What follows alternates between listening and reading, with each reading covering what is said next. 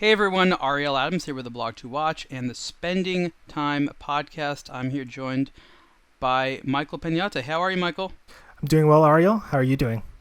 I'm okay. So today's show, we want to talk about some of the experiences of a new watch collector, new watch lover. You're closer to being a new watch lover than I am.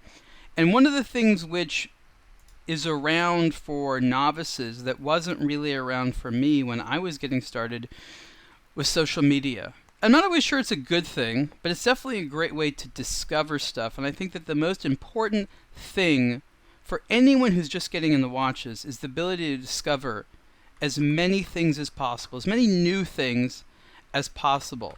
So let me ask you a question. You as a watch lover, what was the role of social media in you becoming one? So I think social media, especially probably the most popular platform for watch enthusiasts to use is, of course, Instagram. It's pretty central in discovering new pieces. So I would say that combined with the addictive nature of the Instagram interface, you're literally swiping down to get that refresh, almost the same physical motion as pulling the lever down on a slot machine. So every facet of the interface has been worked out to be as addictive as possible. And that provides this kind of steady stream of, of content. For watch enthusiasts, it's good. I think early on it's difficult to unplug.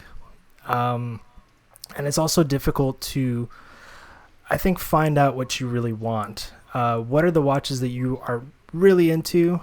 Do you want to purchase this just because you saw it on social media, or do you actually like the watch? And that's a big hurdle to get over, I think, today for a lot of new watch lovers. So explain that. You said something interesting. Do I want to purchase it just because I saw it on social media? Explain that. So, a good, and you're probably on the site now, a good watch to kind of bring up right now is the Seiko Samurai Amazon exclusive that came out in October of last year, and that's the Orange Samurai SRPB 97. Wait, so SR PB yeah 97. And it was a popular watch. However, Seiko had a pretty clever social media campaign building up to the release of the watch. This was also the one that was an Amazon exclusive. I don't know if you remember. There we go. Yeah. Yeah, so kind of for a week before this came out, you saw these really short clips. I mean, they were maybe 5-second clips of a brush kind of building up this kanji character. And I guess at the end of the week, it turned out that it was the character for Samurai.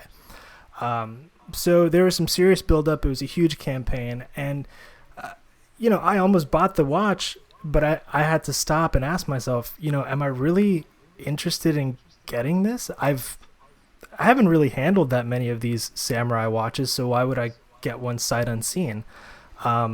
Is the thrill in just purchasing it because there's so much hype? Or is this something that I actually enjoy? So was the hype from Seiko? They were creating the hype? Yeah, I mean, they skillfully built it up really well. I have to hand it to them. And then, of course, you want to engage with whatever the brands are doing. So you open up the comments, you see what other watch people are saying about it. What are they speculating?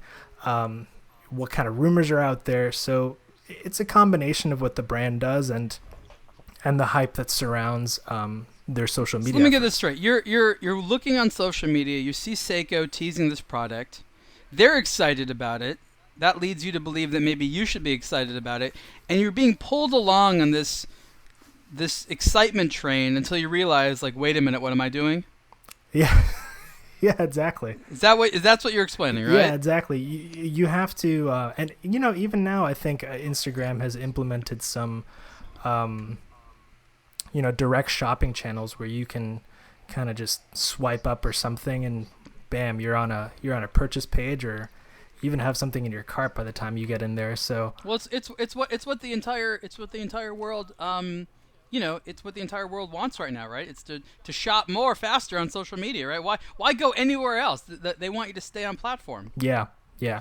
And really, I mean, I can't think of any off the top of my head now, but I even think that there are some watch brands that are working directly with Instagram only accounts. You know, I'm not sure if there's an article on it on our site right now, but if you bring up Undone Watches, which is another brand that's popular for their presence on social media.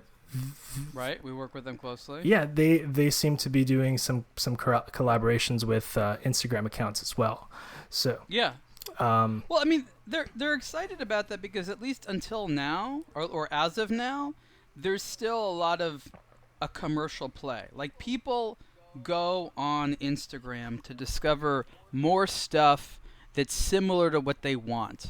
And so when it comes to something which is like cool and familiar, people get it. When it comes to things which is like new, people are a little bit more hesitant. But something like a Seiko is a perfect example of what gets excited there, because people were already validated on what Seiko was a while ago. Now it's like, oh, there's a slightly different, maybe limited version. Oh, well, I'm excited by that. One of my questions is, does the demand for these watches have to do with the person themselves seeing it, wanting it, or thinking that they don't want to be the one that doesn't have one, or that maybe there'll be more long-term collector value, and maybe if they get one, they'll be able to sell it later? You know what I mean? Like, are people getting this for personal consumption, or is there a speculative element involved? I think it's the fear of missing out, that whole deal, where you see the watch come out, and for a while you only see the stock soldier images, or whatever photos you get from the brand, and then slowly you start following these hashtags, and now your friend has it on his wrist, and it looks even cooler in his photos. So why are you the one left in the dust? Why haven't you gotten this yet? And interesting. That's very. It's really. So it's a follower mentality. Yeah. It's really serious in the watch community. I'm sure there are other hobbies and areas where people feel the same way, whether you're into cars or sneakers. Sneakers is probably a huge one, actually. But it's that fear of missing out and feeling that you don't have the coolest thing. Well, what's interesting, I think, for me is, as a consumer, I kind of feel the opposite way. Whereas when I hear about something that, how should I say this? Everybody wants it. I'm like, okay, I want something that's a little bit different. Like, I don't want what everyone else has. So when people are like all into something, that's when I have to ask myself, do I really want it as well? Do I want to get something else? Like, I'm not saying that the brands themselves I write them off because I don't want it, but like, I definitely don't want the model everyone else has. Right. Yeah.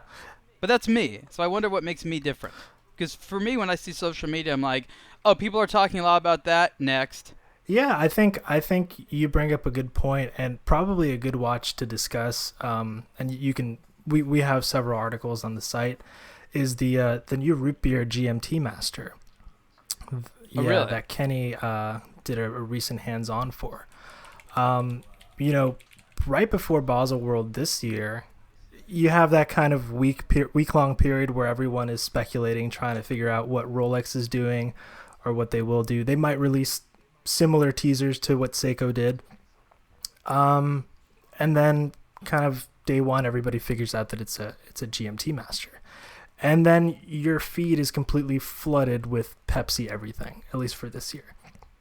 But what do you mean? So when you say Pepsi everything, is it like new, old?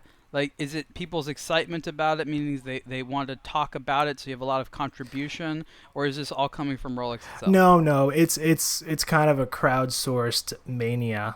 People just reposting and posting the stock photos that came out the second it releases. Everyone is putting it on their personal feeds and talking about it and using whatever new hashtag they want to build out. And kind of in the flood of all of that news surrounding the new stainless steel Pepsi GMT Master, I kind of feel like the new root beer model was buried. And to me, right now, that model seems almost a little more interesting because it's slightly more ignored. Does that make sense? I agree with you. I see it as sort of not really the underdog, but the one that will be discovered later. I think so too. I think so too. And historically with Rolex anyways, if you look at the models that were kind of forgotten and discovered later, I almost feel like those are the ones that are worth even more today if you're into the whole collecting resale thing. So let's go back to this notion of being a new watch lover, being still in the exploratory phase of being a watch collector, and going on social media and seeing what people are doing. Are you going to be led in the right direction, or are there going to be a lot of ways for your attention to be pulled in the wrong direction? When I say the wrong direction, I mean being seduced by watches you ultimately won't like, being pushed to products that are a bad value proposition, being pushed to things that are being sold in a deceptive way, or if you sort of follow what people are doing and you get those watches, even if it is a little bit follow the leader, will you be happy, and will it give you a good opportunity to develop your own taste so that a little bit later on you'll be able to ignore that more and make your own decisions? I think like anything else, you're going to have to follow the steps in becoming an educated consumer, and you're going to suffer the pitfalls at first. You might, you might find a small crowdfunded brand that has a really, really smart marketing campaign. You might vote with your dollar. You could contribute to their campaign and do whatever it takes to get that watch. And then when the time comes for actual delivery, you might find that the company is terrible. And you might... Has that happened to you? I've actually never backed a crowdfunded Kickstarter watch project, but I have heard of people, backing watches and then, not even taking delivery of the watch 2+ years later. Which is funny because they're backing something that doesn't exist yet, and then they get upset that a company that hasn't existed yet has problems existing. I've never felt comfortable doing that. Some people have great experiences, but I just think, I think that's one pitfall that new watch lovers kind of have to watch out for, because a lot of times you don't know that this is a new brand. Their photography might be on point, their copy might be on point, and their whole campaign might be really geared to get those conversions and have people buy the product. But as a new watch enthusiast, you're not really training your eye to look out for that kind of stuff. You're just looking for fun and exciting watches that you can afford. So like anything else, there's no police out there, right? There's no one saying like, oh, okay, watch brand, you better have a real product that's actually going to ship. Like, there's very little regulation around watches. It's one of the only like tools out there that nobody really cares if they work very well, or if they actually ever deliver, or if they do anything they're saying they're supposed. Imagine with cars, it would never happen. There's so much regulations. Yeah. Speaking of things that work the way that they're intended, actually, should be on our homepage right now. You recently reviewed a ball watch, which is the diver with the temperature gauge, and it sounds really, really cool. And Ball is a great example of a brand that runs a really, really nice, I think, a nice Instagram account. I don't know how their other social media channels are, but I always see their stuff. I think their ad placement is pretty smart, and they have a lot of variety. But if you're someone that's looking for something new and quirky, maybe going to the next step of complications that you haven't seen before, how do you know that this works the way that it's supposed to? So I'm thinking sort of in the background on a couple of topics that you're mentioning, and I realized that when I was newer into buying watches, I was doing exactly what you're saying, which is looking for new functionality, materials, movements. Like, I don't have a titanium watch. I don't have a chronograph watch. I don't have a black colored watch. And I would try to get like representations of these various types of Yeah. categories to own them. Now, I'm a lot less interested in that. And I'm like, what looks good?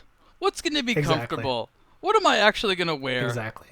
That's a great point, because although I haven't fallen victim to a bad Kickstarter campaign, I have been in situations where I have purchased things sight unseen, never handling the watch, and thinking that this set of complications is perfect.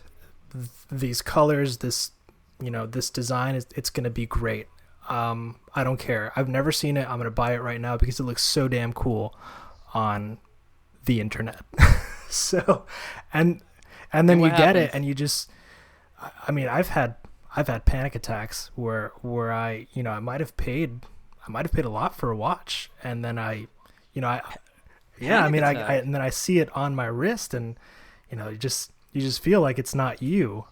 The watch just doesn't really work with your personality, and that's something that Instagram and social media doesn't really help you with when you're new and you're getting into this hobby. You just feel like you need this right now.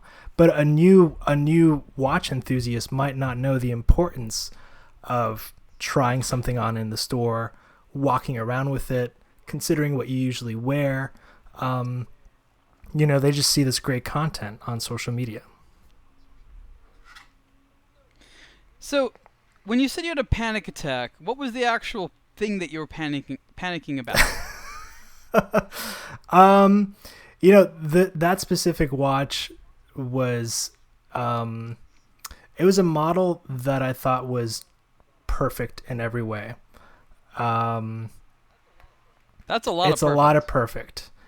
And when I when I wore it, it just didn't feel right with kind of my everyday attire where I was working, and I just didn't feel comfortable wearing the watch at the end of the day.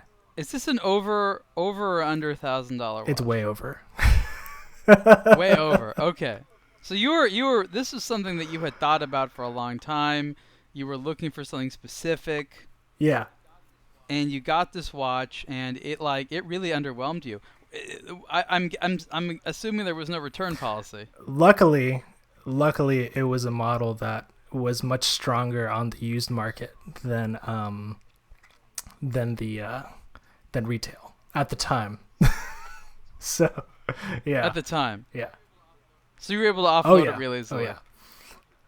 What did you feel like? Who did you feel deceived you when you got it and you realized it wasn't what you thought it was? Were you angry at the company? Were you asking yourself, what the hell were all these people talking about online? Like, what were some of your initial thoughts? I was angry with nobody but myself.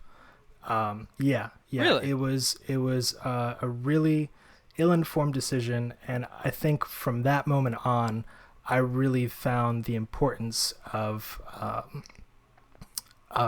trying a watch on, and really seeing how it feels first, and just taking those extra 5 minutes in the store, that'll really help you out. And if you want to pull it up, we have a lot of articles on our site. It's the Batman. It was the Batman GMT. So. Yeah. Oh, and that just didn't do it for you. Didn't do it for me. Well, and you thought it was the perfect watch. I mean, can you blame me? I think a lot of people do, or a lot of people are I think a lot of people Yeah. said it was, and that idea, slowly kind of encroached its way into your brain without you even knowing it. Yeah, and you know what? It might have been a combination of those factors. Maybe it was that whole fear of missing out. Should you get this? Peer pressure is insane, should you get this huh? now? Is it going to be more valuable later on?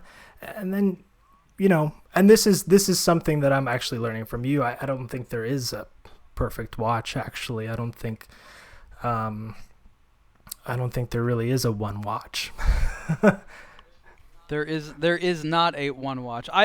So my experience is a little bit different because I started getting into watches in the early 2000s, and the social media that existed at the time was forums and eBay, and a couple of little private websites here and there, and there was content out there about watches. What wasn't nearly as much as there is today, but the types of people that put the content together knew a lot more about watches and had to put a lot more effort into it, right? They had to go on a forum, for example, take pictures and write like a whole thing, which is a lot more intense to do in terms of effort and confidence than just put a picture on social media. And I think that back then, because there's peers and there's a certain level of responsibility, kind of like what we do when we do a review of a watch, we can't just like totally BS anything. Like, we have a responsibility to like-minded people to put facts in there and well-articulated opinions and things like that. Today, anybody can say whatever the hell they want on Instagram and nobody knows any better. Exactly. And during the forum years, I'm sure that feedback was a lot more delayed. You know, before there were any actual watch websites and it was just forums, you could put all that effort into a review with photos and text, put it on a thread, and maybe not see a reply for 2 days, and that's... You'd see a reply, quickly, but it was you're right. It was more of a long tail thing. That review was there for a long time, and it was there for other people like you that you knew, that you chatted with, that you had some feeling of responsibility to. Whereas now, if all I had was Instagram to learn about watches, I'd be taken in so many wrong directions. If anything, because the people there are looking for personal confirmation. And personal confirmation is about saying my taste is better than something else. I'm doing something right to the exclusion of something else. So they want to be made to feel like they have good taste. They have good skill. They're good collectors. Whereas when you're like us and you're publishing the content about it, it's like, that's not really even a factor. We have a responsibility to talk to people who are interested in the details of a product, want to get one. It's not just like, look how popular this is. And I can see how a lot of people would be very, very, I don't want to say pulled in the wrong direction on social media, but it could be very unclear as to what direction to go in. There's way too many choices out there, and I think that's the beauty of the watch industry today, but also one of its weaknesses. I mean, let's take the price point, $3,000. $3,000 is interesting because new or used, whatever it is, there's a ton of stuff out there that for $3,000 you're going to get an amazing watch, and there's a ton of stuff out there for $3,000 you're going to get junk. Same exact amount of money. And no one's out there to hold your hand to say, this is the junky one and this is the great one. Yeah, not at all. I mean... And especially in social media, you're not going to find that kind of guidance. I mean, you're going to have to try to connect with individuals on a closer level if you want to direct message them on Instagram, which gets, I don't know, it can get kind of weird. But you have to use social media as just the tool that it is when you're learning about all these watches. If you take a watch like the Planet Ocean, for example, which has existed in several iterations, and we can also pull up now the recent Planet Ocean guide that we published. That's a watch that you see a ton of on social media. But if you're just using social media as your guide, you're not really going to learn much about it. You have to make your way to these more in-depth resources like that article, for example. Well, I think what's interesting is I see people today who eschew Google and search for things on Instagram, which I find troubling, frankly. If you are going to literally perform a search on Instagram because you want to learn about a thing, I don't know how authoritative it is. It's not exactly Wikipedia or anything like that, right? Google has its problems, but it's still going to tell you a slightly more, I don't know, just slightly more comprehensive information. But if your Instagram is it's like a lookbook. But if you are being convinced of things because of Instagram, that's a problem. Yeah, in my I opinion. mean, people might be searching on Instagram for different reasons, though. They might, if you kind of open up the interface and you hit the tab for just hashtags and you type in a hashtag, you might really just be in the mood for some kind of photo feast.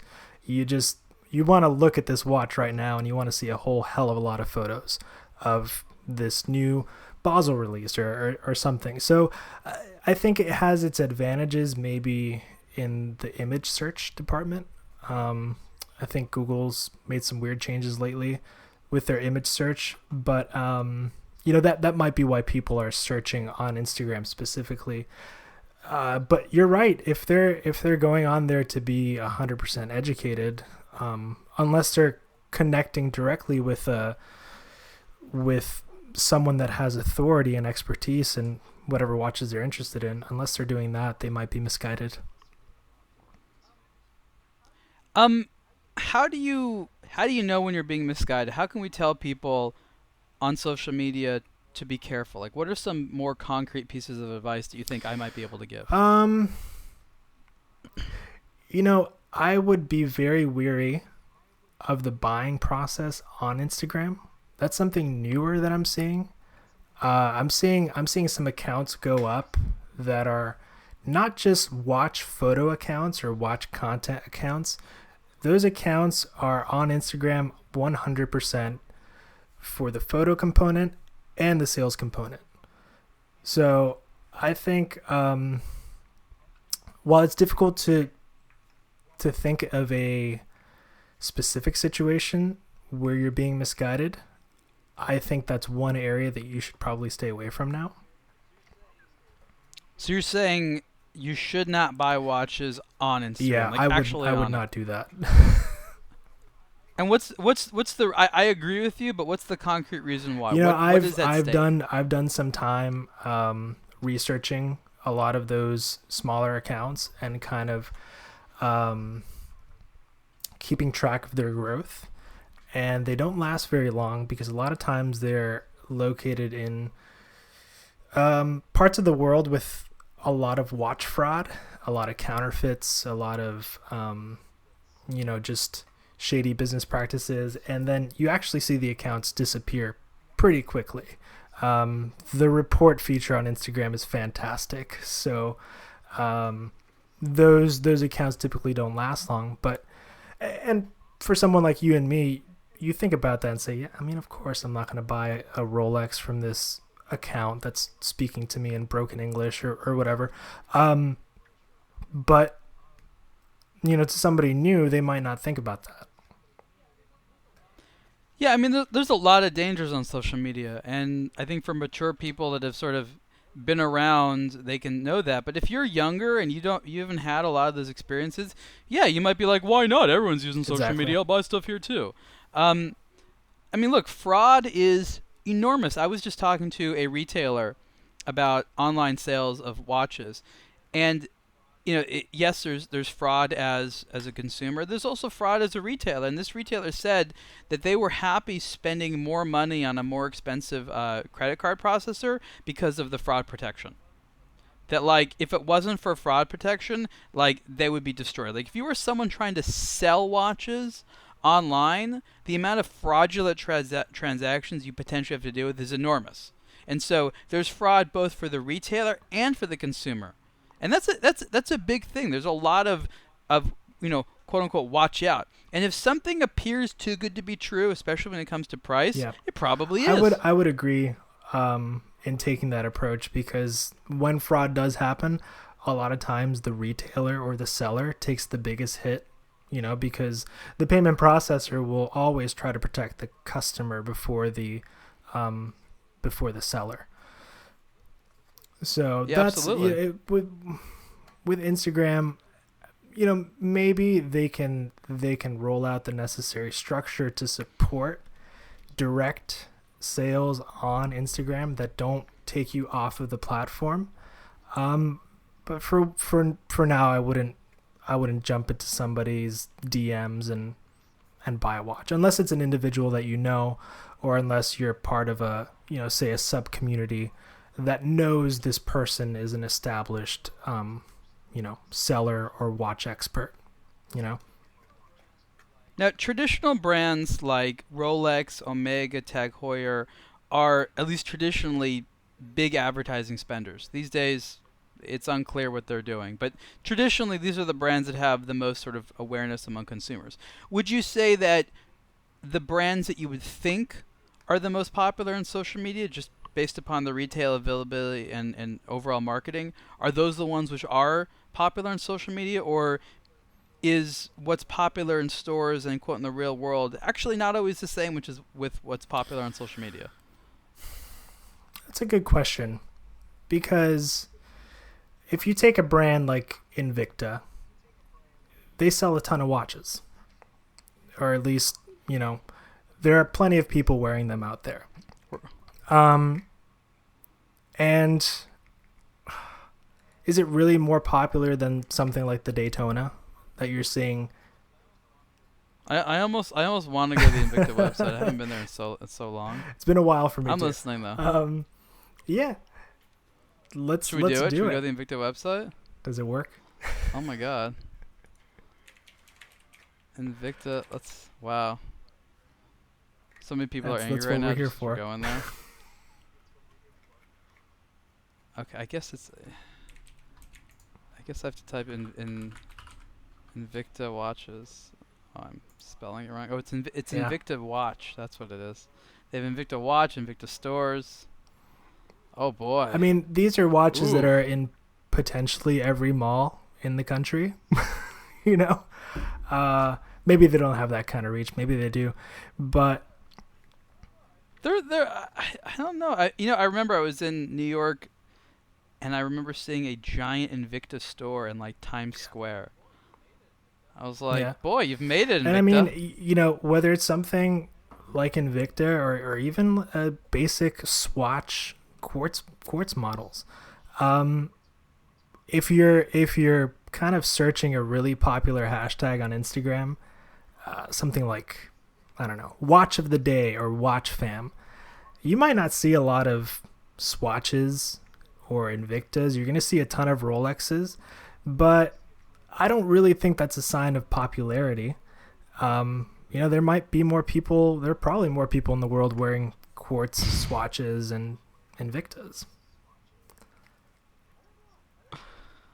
I don't know. I think it's the difference, because if you're buying an Invicta, you may not consider yourself a watch collector. You might be a guy that likes watches, but I don't know if you're sitting there looking at other watches on social media.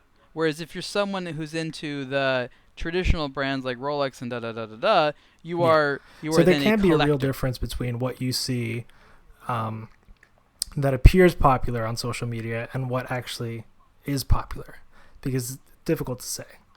So what are the most deceptive things on social media? You told me that you bought this Rolex because you had seen a lot of people talking about it. I'm not saying that people are trying to deceive you, but where can people be led astray so very easily and quickly unless they sort of know, I should watch out for that? I think people can easily be led astray when they fall victim to some kind of narrative that a very, very new brand is putting together that makes them seem really, really established. When in reality, they started the brand less than 3 months ago, and they just got hold of all their suppliers, and now they're putting their digital campaigns together.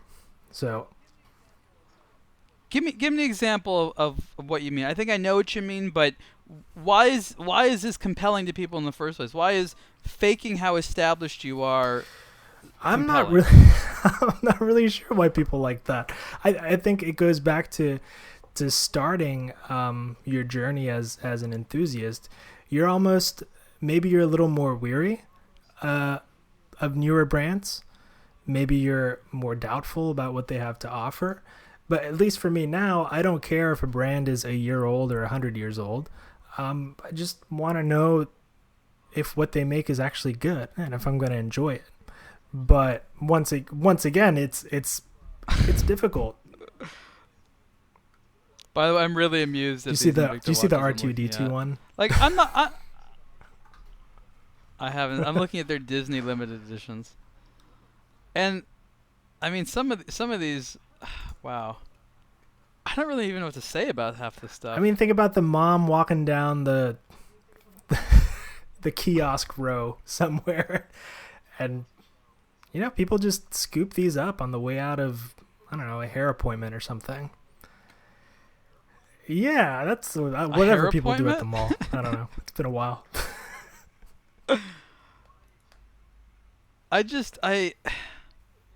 Well, there's this thing that Invicta's good at, and it's like, for a non-sophisticated consumer, they're good at making something look intricate. Like, ooh, there's a lot of detail there. Ooh, there's a lot of stuff going on. Yeah. I like stuff that has a lot of stuff going on. And then you look at it as someone that knows what you're looking at, and you're like, there really doesn't need to be all that stuff going on. It doesn't help. It makes it difficult to read. I mean, like, I'm looking at this one here. I don't even know how to explain what it is. It's some type of a semi-skeletonized chronograph that just happens to have Mickey Mouse on it. And the best part of it are hands from Seiko. I don't know what it is. And people can chime in comments or whatever. But for me, when I was starting out, I don't know why. The coolest thing ever to me was a skeletonized dial, like some kind of dial that looked like it was not even there. It wasn't even. You can't even tell what is good skeletonization or not when you're getting into watches. But for some reason, I was really into that, and I think brands like Invicta probably catch on to that and try to capitalize on it because it looks complicated.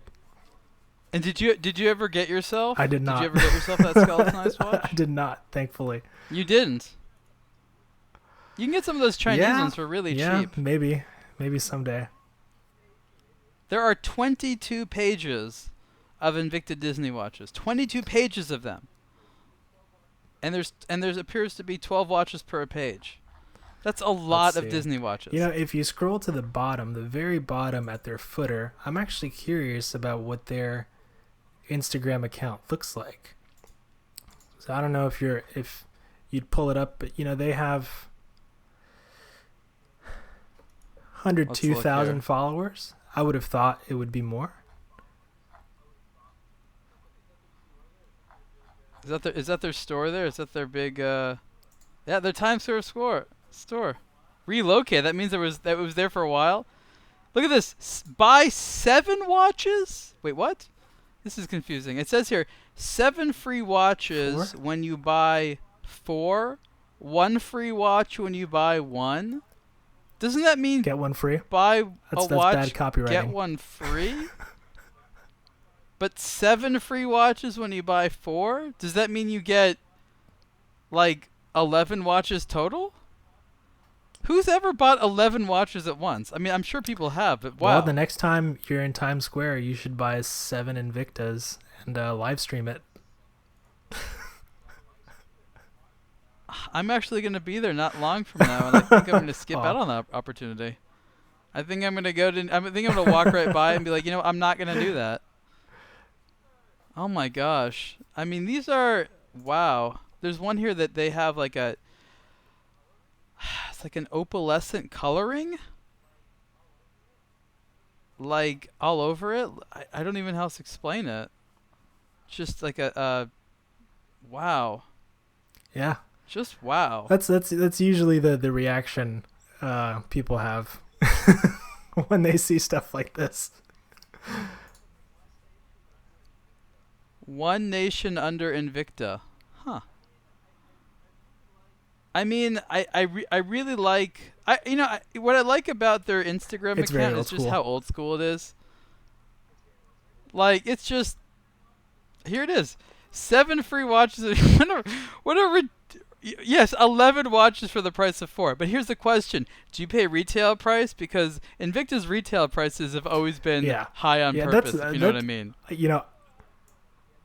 I didn't know. I don't know until how I today feel about they this had, promotion. Physical locations like this, but that's a good question. If you walk in there, are you seeing the retail price, or are you? Oh my God! There's an event called Invicta and Friends. Oh yeah, they have their own cruise ship. They do. Did you know that? Well, they have not their own ship. They have their own cruise experience. There's an It's literally in partnership with Carnival Cruise, InvictaCruise.com. I love how we're talking about social media here. Oh my God, the InvictaCruise.com. I'm on the Yeah, website. Invicta that's Cruise. another area of social media that's pretty helpful for brands. They if they want to roll out these collaborations or different promotions and make them specific to social media, it can be very useful to market something or build up hype. So I'd say that's a good thing for Invicta. But here's the thing, like, I am personally not a fan of these watches because it's just not what my taste is and just not where I would want to go with things. I don't think they make particularly good tools, and the best watches they make are Sure. just copies of other designs. Okay, so that's my feeling there. However, I do think the idea of getting a bunch of people loyal to a brand that have bought a bot to go on a cruise for a few days where they can just brand experience it up. I mean, they even say pre-sales before and sales on the event. You hang out with just other Invicta like collectors or fans or whatever. There's activities like it's like this is insane. This thing's insane. It's such a brilliant thing for It's a funny product because I on that don't want. Carnival ship, there's probably a Tag Heuer store and a Zenith store. I've seen both of those brands sold on Carnival ships. Mothballed during this event. All those are all taken over. Every store on the ship is an Invicta store. Everyone. You want sunscreen? No, branded Invicta. sunscreen. That'd be good. You want to buy some extra clothing? It's all Invicta There was branded. another all brand, of it. I think. Let me look it up to make sure. Wow. I want to let's see what this costs. We Oh, want you to know have what the Invicta pricing? Cruise costs. Yeah, this is a whole website. It's been a while since I bought a cruise before, but this doesn't look that expensive. Inside cabins. I guess it's basically $200 a night for like If a you're by the 3-day bilge thing. and you don't get a window. Oh, this actually might be for all 3 nights. You can get a suite for $1,600 for a 3-day thing. This is Wow. this is intense. How Food's can you say included no? even? Look at that. I'll still say no. I I think next February you and I might be like secret agents there just to see what's going on. I mean, imagine us. Like we are into watches, but we are not at all into this type of brand. Like us going to this thing, I don't know, to explore. Are we spies? I'm not even Soaking sure up what the we would call sun, ourselves. trying to ask the promotional staff if they can shed some light on the movements specific to some of these models they're promoting. That would be fun. So now I know what you're going to be doing there. half enjoying myself, half. Michael's going to be there to get them to admit that their movements aren't as awesome as everyone might lead to believe. I want to go to the guys there and be like, so are you familiar with other watch brands? Do you know what else is out there at the same price? Like I want to know like how they consider This themselves into is. watches. I pulled up this post again, promoting that on their Instagram, and the first comment is, "Looking forward to my third one." Oh yeah, these are Can't apparently wait, these my are like a first big deal. Invicta cruise. This from a social media standpoint, this probably just really, really works for them. Expanded onboard shopping. Expanded onboard shopping. It's like a giant consumer experience. They pay to be there. They pay for stuff while they're there. Yep. And then they get to make a bunch of media about But this. very little user-generated content on their page, which is a shame because that's kind of what sells. Because I don't think these guys are watch guys. I think these guys are some other type of demographic. I don't know that they would consider themselves watch collectors. Like being an Invicta collector means you're into some type of lifestyle. I'm not sure what that is, but I don't see these guys opening up like a watch box and there's like some Invictas and like some like Rolexes and Tudors and tags and like Hamiltons. Like, I just don't see it mixed up. I just see it like it's just Invicta and maybe like a few other things that you can if get that's on like the case, Shop NBC more or power whatever. to you if you have that kind of diversity.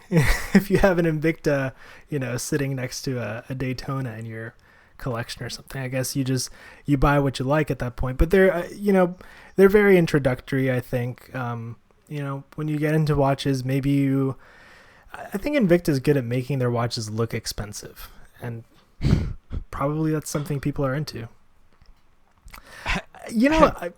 Once again, that? we can say that, but people starting out might look at a watch like this and say, "Wow, this looks pricey." Yes. Okay, yes. they look intricate.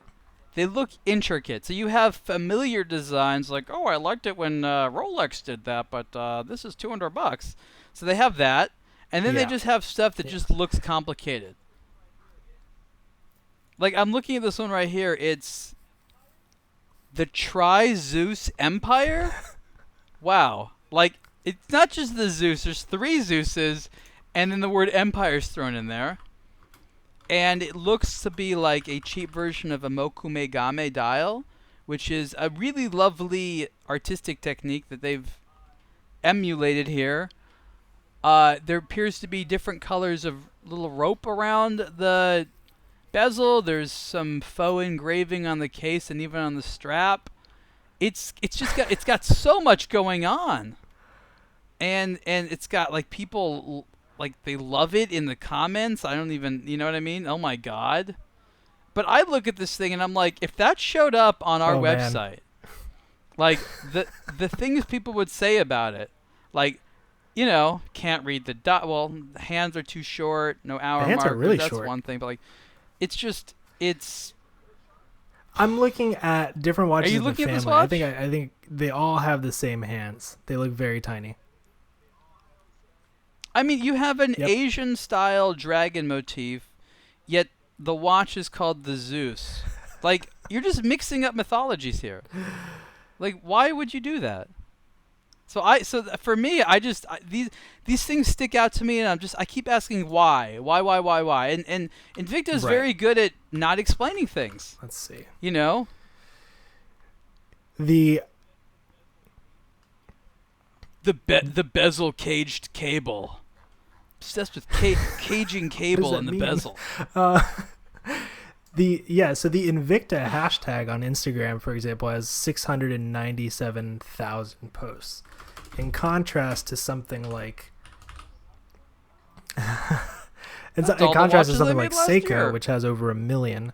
So this is just one of those brands, like you said, that's not really an enthusiast brand.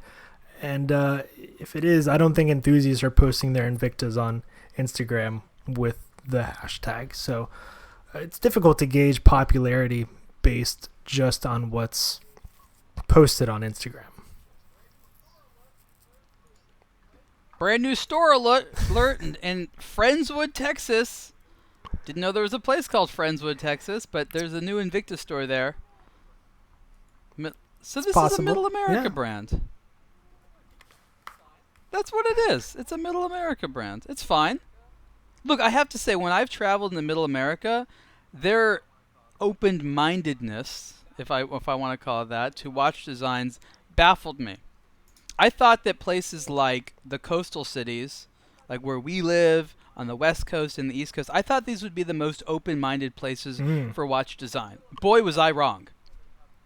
You go to Middle America and you find people that have much less inherent exposure to, I'll just call it artwork from around the world, and then they find some of the stuff like this, like, super compelling. Like, this is what's exciting to them. And it's not that they're wrong.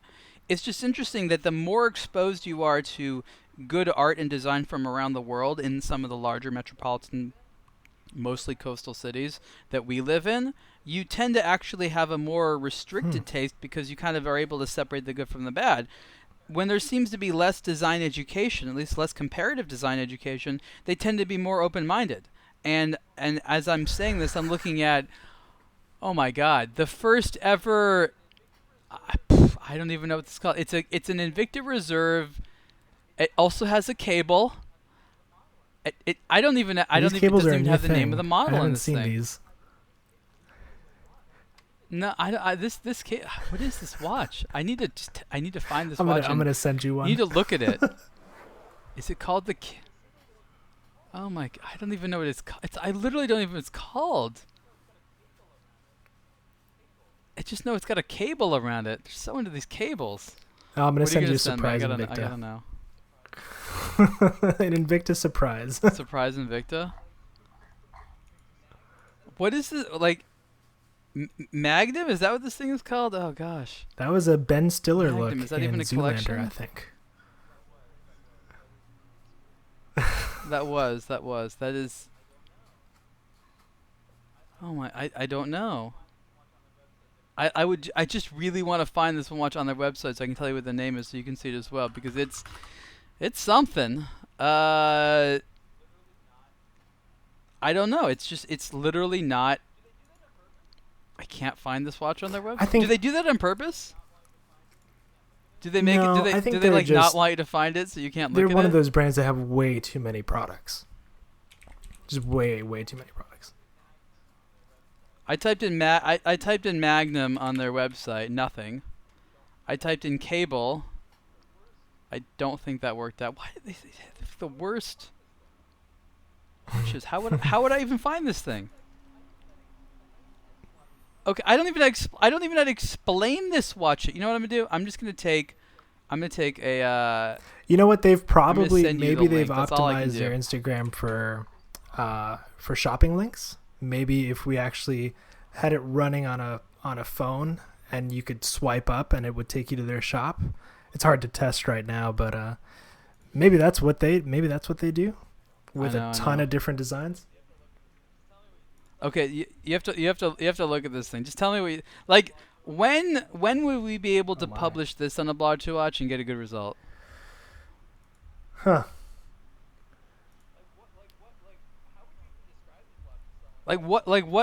How would you even describe this watch to someone who hasn't seen it before?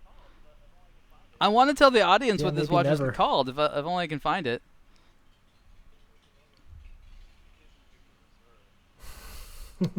It is Invicta Reserve. Oh, now they have Invicta Platinum Select. That's literally the name on a dial of some of their watches. And if you contrast this experience right now with a brand that I think runs a really nice social media account, I'll bring them up again, Undone Watches. They have a nice combination of user-generated content, special offers, their photography. They've got some video stuff. They have some text posts. It's just a really nice combination that's showcasing the products that they make and the stuff that you can do with their customizer, which is, a ton of fun.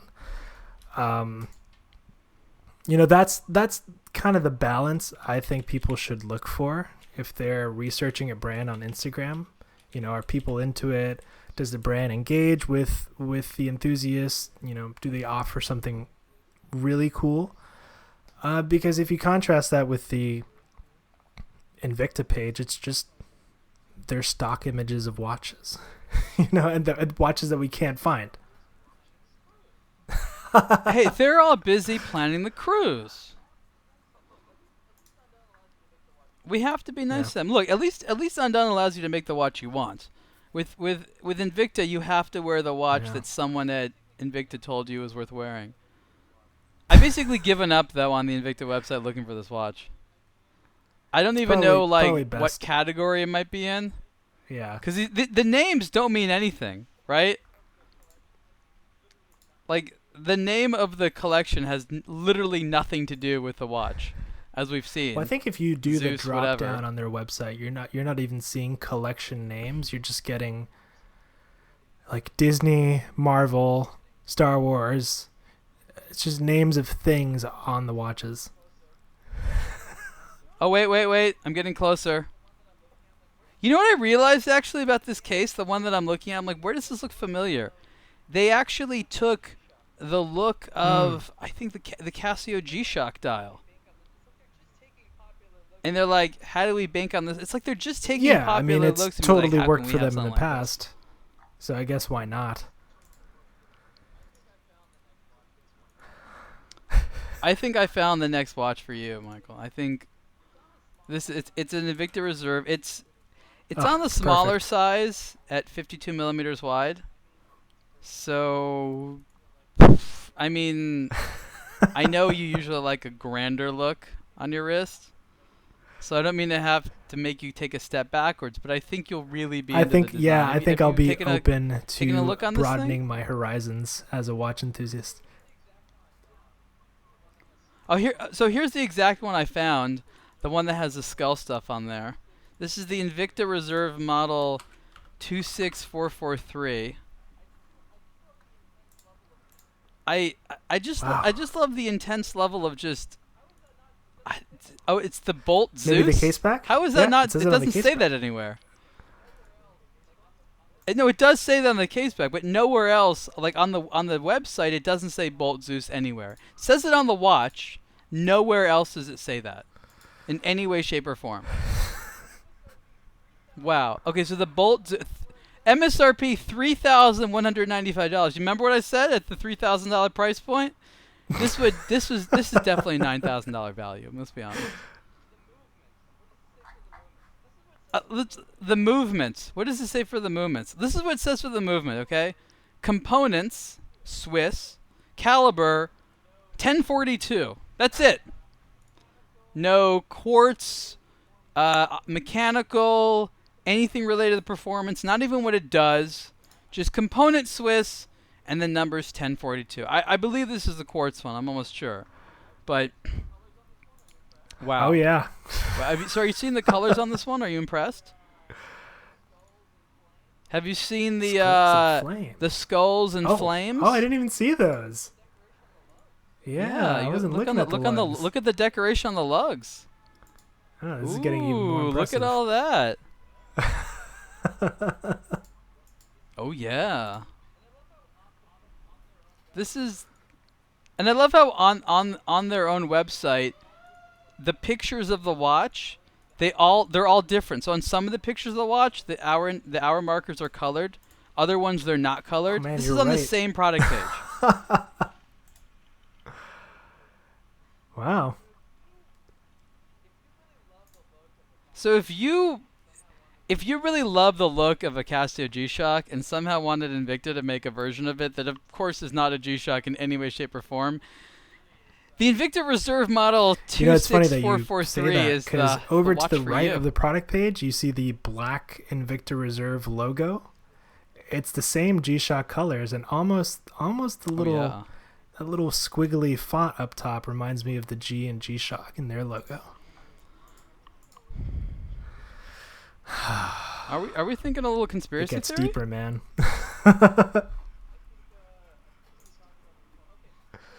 I think we need to talk about this more. Okay, so we started this conversation talking about social media and some of the pitfalls that can happen, and the fact that today, as a watch lover, if you are getting into watches, social media in its various forms, whether it's Instagram or Facebook or Twitter or whatever you like, and I guess social media as a term is pretty broad, but those are the main platforms, is going to have some effect on your sort of your discovery and your purchasing.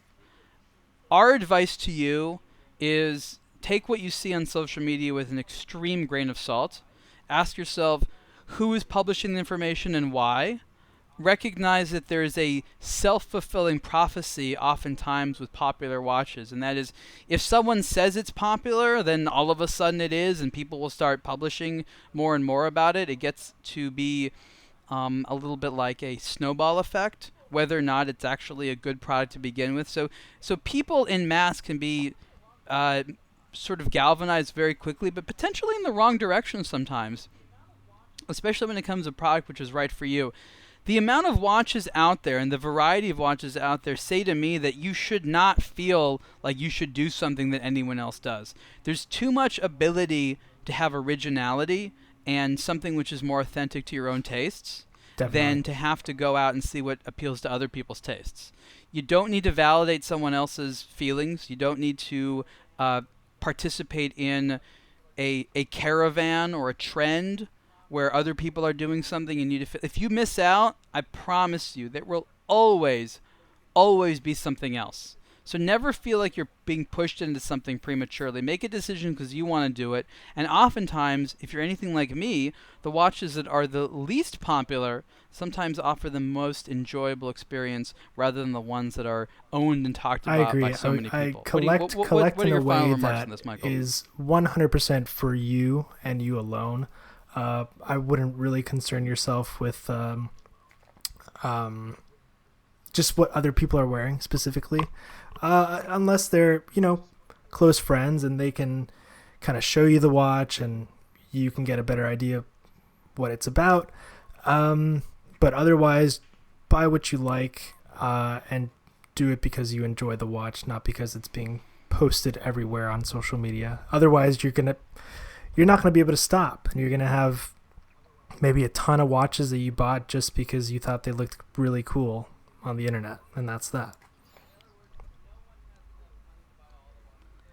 In other words, no one has enough money to buy all the watches they want, so slow down. And the stuff you see on Instagram, a lot of times it might be generally affordable in this hobby, but after you buy yourself 10 $200 Seikos, you kind of got to sit back and think, wow, am I pricing myself out of my hobby, or am I really enjoying this, or am I just trying to buy what everybody else has on Instagram? So slow down. I feel that the more restrained you are in buying watches, the more satisfaction you have in each watch you buy, definitely. and therefore you feel more confident making future purchases. Okay, everyone, thank you so much for listening to this episode of Spending Time. We'll see you next time.